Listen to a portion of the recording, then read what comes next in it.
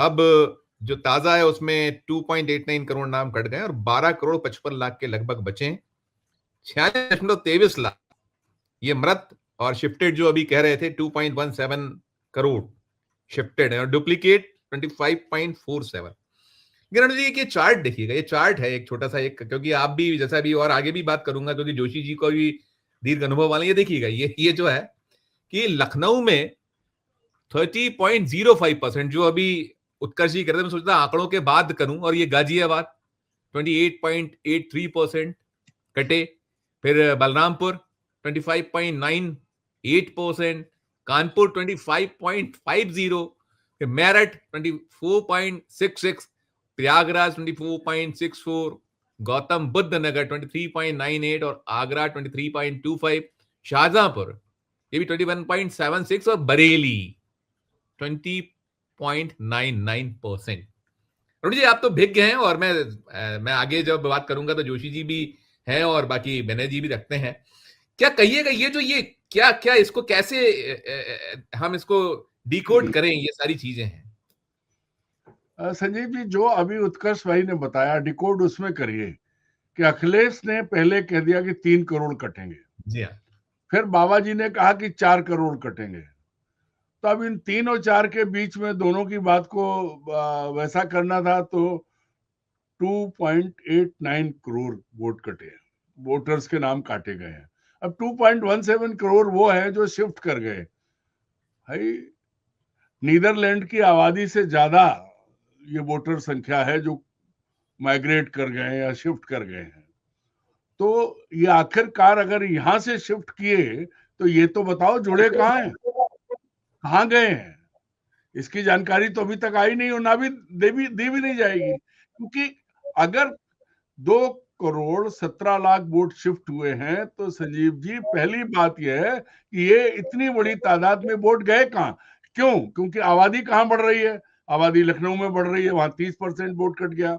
आबादी नोएडा में बढ़ रही है, वहां ग्रेटर नोएडा में बढ़ रही है, वहां भी करीब करीब इतना ही वोट कटा है। तब जब जहां बढ़नी चाहिए आबादी वहां वोट कटे हैं। लखनऊ राजधानी है, लोग वहां पहुंचते ज्यादातर रह रहे हैं। कानपुर ये बड़े शहर हैं, शाहजहांपुर बरेली ये मुस्लिम डोमिनेटेड शहर है, सीधे सीधे शब्दों में कहा जाए तो। यहाँ यहाँ के लोग गए तो गए कहाँ, कहाँ पहुंचे लोग? क्योंकि ज्यादातर उत्कर्ष भाई भी जानते हैं कि उत्तर प्रदेश के लोग जो माइग्रेट करके गए वो कानपुर गए, गाजियाबाद गए, नोएडा गए, काम करने के लिए लोग जो गए हैं। तो जब इन जगहों पर वोट कटे हैं, इन जगहों पर 30% तक आपने कम किए, तो ये लोग गए तो गए कहाँ? और वो जो माइग्रेट जिनको 2.17 करोड़ है वो आखिरकार कहाँ है? क्योंकि आपके तो माइग्रेट हुए, मरे नहीं है, मरे तो 46 लाख के आसपास है। ये सबसे बड़ी बात है, ये बताना पड़ेगा और ये बहुत साफ है, दिख रहा है। मैंने इसी चैनल पे पहले कहा था कि अब नरेंद्र मोदी और मोहन भागवत मिलकर हिंदू राष्ट्र लाने का जो सपना पाले थे वो अब ज्ञानेश कुमार के कर कमलों से पूरा होगा। और ये उसी की तैयारी है कि जिस तरह से वोट उड़ाए जा रहे हैं, जिस तरह से वोट काटे जा रहे हैं, और जो बंगाल में भी करेंगे, फिर उसके बाद जीत लेंगे जैसे बिहार में जीत लिया। और जब एक बार उन राज्यों में उनको 2/3 राज्यों में बहुमत मिल जाएगा तो संविधान संशोधन करना बहुत आसान होगा। और ये उसी की तैयारी है।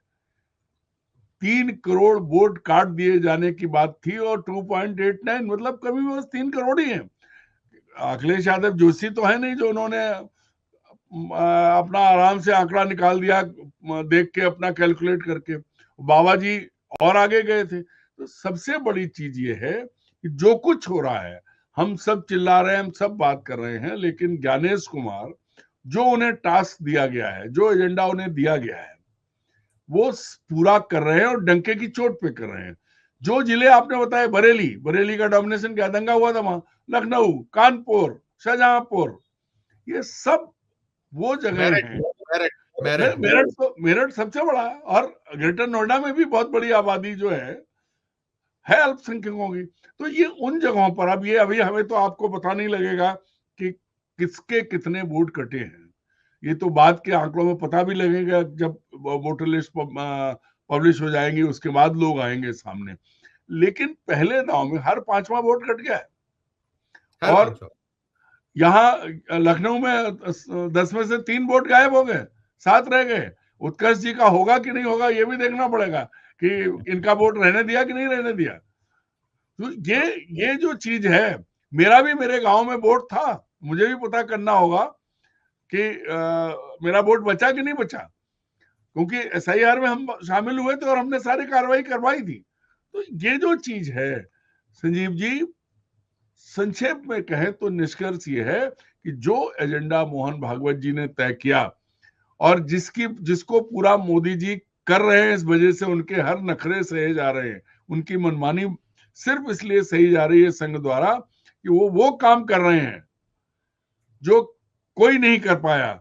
और वही बात है, गोविंदाचार्य ने अटल जी को मुखौटा कहा था, संघ का असली चेहरा नरेंद्र मोदी हैं और दोनों मिलके वो काम कर रहे हैं। अब इसमें आप ज्ञानेश कुमार को, वो एक टूल है, असली एजेंडा किसका है। और ये सबसे बड़ी जगह, मतलब एक देश की आबादी से ज्यादा वोट एक राज्य में काट दिए गए, ये अपने आप में बहुत बड़ी बात है। और अगर आप बताओ तो शिफ्ट होके गए कहाँ, क्योंकि ज्यादातर दिल्ली के आसपास की आबादी संजीव जी जो माइग्रेट हो रही है वो ग्रेटर नोएडा जा रही है, या लखनऊ जा रहे हैं, कानपुर जा रहे हैं। ये उत्कर्ष भाई भी बताएंगे चारों तरफ से, क्योंकि इंडस्ट्री कानपुर में है। दोबारा एक बार और लौटता हूं, एक टिप्पणी आप करिए। ये चीज साफ होनी चाहिए। किया तो कुल मिला के ये जो हम कहीं से कहीं तक जो हो गया 56 तो इंच तो कब से खत्म हो गया, लेकिन फिर भी हमारी जो अस्मिता 140 करोड़ हिंदुस्तानी भारतीय, कुछ नहीं, खत्म। संजीव जी, जो जोशी जी ने कहा, मैं उससे थोड़ा असहमत हूं। जोशी जी ने मौसेरे भाई कहा, मैं कहता हूं नहीं, ट्रंप और मोदी के बीच ननद भौजाई का रिश्ता है। वो मैं समझाता हूं उस बात को। देखो क्या होता है कि जब ननद जो है भौजाई को टाइट करती है, घर में उसका राज होता है, तो ट्रंप जो है पूरी दुनिया में अपना खेल कर रहे हैं। और जब मोदी जी पर आती तो मोदी जी कहा करते हैं, जैसे ननद भौजाई को तंग करती है तो भौजाई अपने बच्चों को पीट देती है, और तो कुछ कर नहीं सकती, ना वो सास को कुछ कह सकती है, ना देवर को कह सकती है। हिंदुस्तानी उसमें समझा रहे हैं। मोदी जी क्या करते हैं, कौन, मतलब इसको सीधे सीधे शब्दों में कहें, चीन ने जूता मारा, गलबान में घुसा, हमारे जवान मारे, मोदी जी का मुंह बंद था, कोई शब्द नहीं निकले। यहां भी उसी मोड में थे वो। अब ट्रंप लगातार बेइज्जत कर रहे हैं। 65 बार उन्होंने कहा कि हमने युद्ध रुकवाया, जवान नहीं है। उसके बदले में क्या आ गया, एसआईआर आ गया। उसके बदले में क्या आ गया, बिहार में आ गया। सारी चीजें जो हैं, जितनी गाली उनको वहां से, जितना उनका अपमान बाहर होता है, जितनी वो बेइज्जती कराते हैं अपने कर्मों से, उसका बदला वो भारत की जनता से लेते हैं। कश्मीर से कन्याकुमारी तक वो यही कर रहे हैं। अन्यथा आप बताइए, जो बात आई थी, जोशी जी ने कहा कि बेड़ियां लगा के भेजे गए। मोदी अमेरिका में थे जब हमारे देश के वो लोग जो गलत ढंग से अमेरिका पहुंचे, उनको हवाई जहाज में बेड़ियां लगा के भेजा गया, बच्चे बूढ़े जवान सबको। मोदी के मुंह से एक शब्द नहीं निकला। उसके बाद ट्रंप ने ये कहना शुरू किया कि हमारी वजह से युद्ध रुका। ऐलान पहले उन्होंने किया, लेकिन मोदी के मुंह से एक शब्द नहीं निकला। मैं कहता हूं कि बेहद कायर, जिसको कहते हैं निकृष्ट कोटि का कायर, वो उस श्रेणी में आते हैं हमारे देश के प्रधानमंत्री, जो देश की अपने लोगों से, हिंदू मुसलमान सिख ईसाई भारत के नागरिक हैं, आप सबके प्रधानमंत्री हो। आप चल पड़े सबके नाम कटवाने के लिए। आपने एसआईआर की जब बात कर रहे थे तो अयोध्या, मथुरा, काशी, इलाहाबाद, गोरखपुर, ये जो धार्मिक शहर कहे जाते हैं ना, सबसे ज्यादा वोट कटे। फिर मुसलमानों के शहर, सब लिस्ट आ चुकी है कि कहाँ कितने काटे हैं। आप बदला किससे ले रहे हो? अगर आप में दम है, आप, ट्रंप तो जो है गोली खा चुका है, उसके कान के बगल से निकल गई, उसके बाद भी वो दमदारी से जो उसे करना है कर रहा है। ये अलग बात है कि अमेरिका के लोग उसको सफल नहीं होने दे रहे हैं।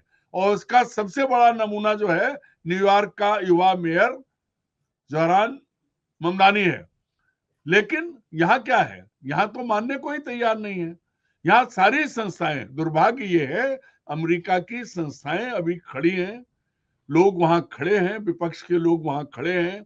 सारी बातें जो हैं, जो अभी वेनेजुएला में अमेरिका के हस्तक्षेप के बाद जो बातें वहां के लोगों ने कही हैं, वो दुनिया में और कहीं नहीं कही गई।